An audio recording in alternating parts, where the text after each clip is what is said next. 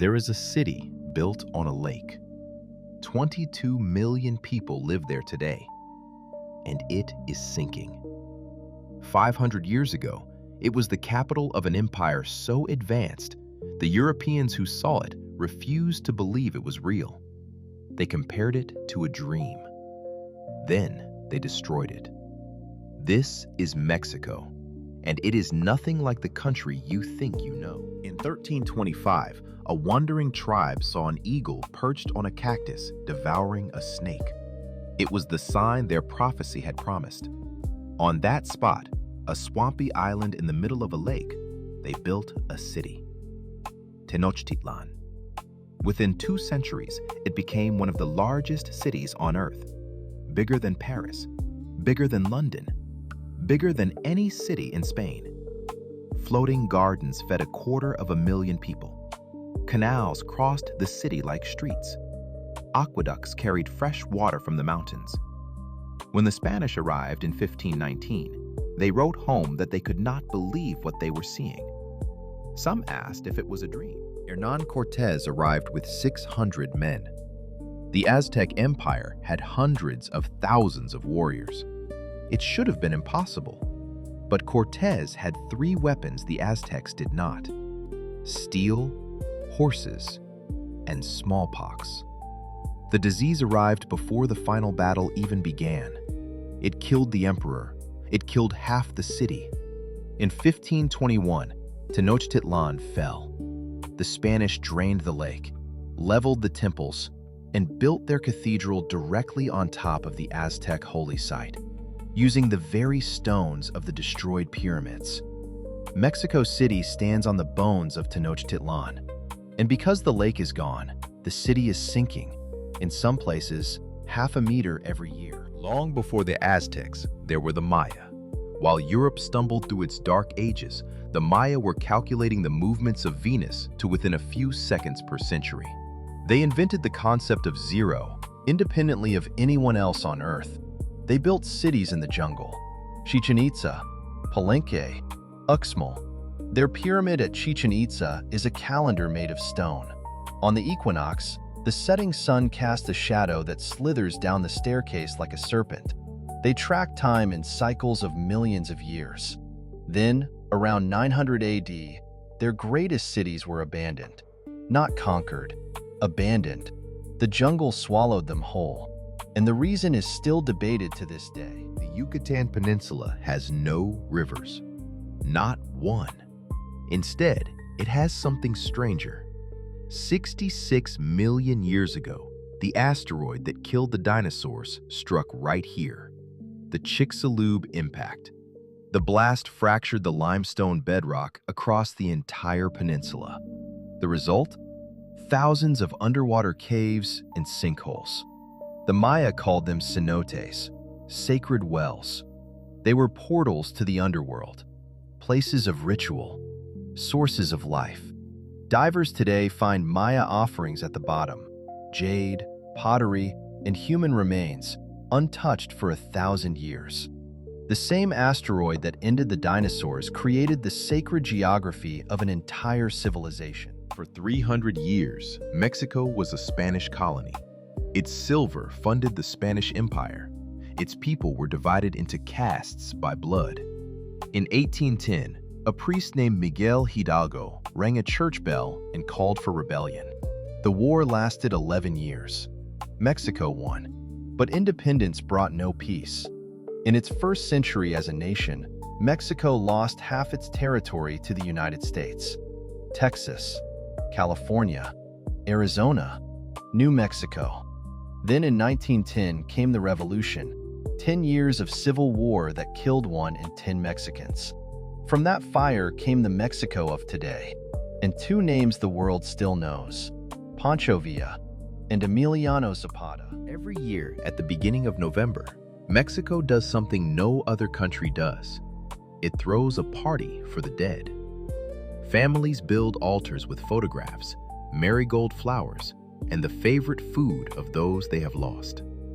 They go to cemeteries at night, with candles, with music, with laughter. This is not Halloween. It is not morbid. It is not sad. The belief is ancient, older than the Spanish, older than Christianity here. For one night, the border between the living and the dead opens, and the dead come home. The scent of marigolds guides them. It is perhaps the most beautiful relationship with death any culture has ever created. Mexico is not one country. Geographically, it is a continent in miniature. In the north, deserts that stretch beyond the horizon. In the center, volcanoes over 5,000 meters tall, snow-capped, overlooking Mexico City. In the south, rainforest, real jungle. Jaguars still hunt there. The Copper Canyon in the northwest is deeper than the Grand Canyon and 4 times larger. Every winter, 100 million monarch butterflies fly 4,000 kilometers from Canada to spend the winter in the same Mexican forests their ancestors left. No one knows how they find their way back to trees they have never seen. Corn, tomatoes, chocolate, vanilla, avocado, chili. Every single one of these was given to the world by Mexico. Imagine Italian food without tomatoes, Swiss chocolate without cacao. Half the world's cuisine simply would not exist.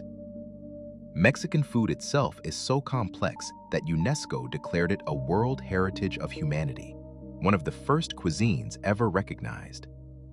Real Mexican food is not what most of the world eats. Mole, a sauce with 30 ingredients that takes days to make.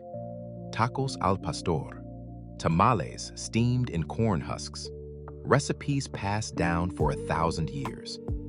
Corn was engineered here by hand over generations, from a wild grass into the crop that feeds the planet. Mexican farmers did it 9,000 years ago. There are 2 Mexicos. One is the Mexico of headlines, cartels, violence, the border. That Mexico is real. The pain it causes is real, but it is not the whole story. It is not even half. The other Mexico is the 10th largest economy on Earth. It builds more cars than Germany. Its film directors have won more Oscars in the last decade than those of any other nation. Mexico City has more museums than any city in the world except London. Its universities produce engineers that Silicon Valley fights over. The country the headlines show you exists, but so does this one. And this one is winning. 68 indigenous languages are still spoken in Mexico today. Not dialects, languages. Nahuatl, the language of the Aztecs, has 1.5 million speakers. Maya is still spoken across the Yucatan. In Oaxaca, some villages speak languages that existed before the pyramids were built. This is what makes Mexico different. The old world was not erased here. It was absorbed. It lives in the food, in the festivals, in the faces. 500 years after the conquest, the descendants of the Aztecs and the Maya are still here, still speaking, still cooking, still remembering. Today, Mexico stands at a turning point.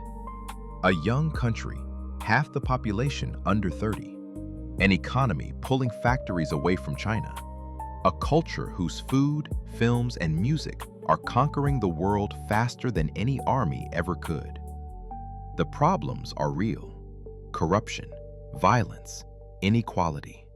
But Mexico has survived conquest, survived losing half its land, survived revolution and earthquake, and everything history could throw at it.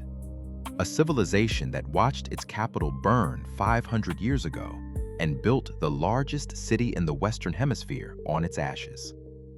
Mexico does not need your pity. It never did. A city built on a lake.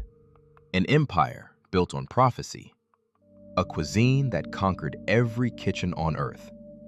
A people who buried their dead with marigolds and never stopped talking to them. Mexico is not the country you think you know. It is older, stranger, and far more alive. If you made it this far, subscribe to Meridian, because next time, we go somewhere else the world forgot to look at. This has been Mexico.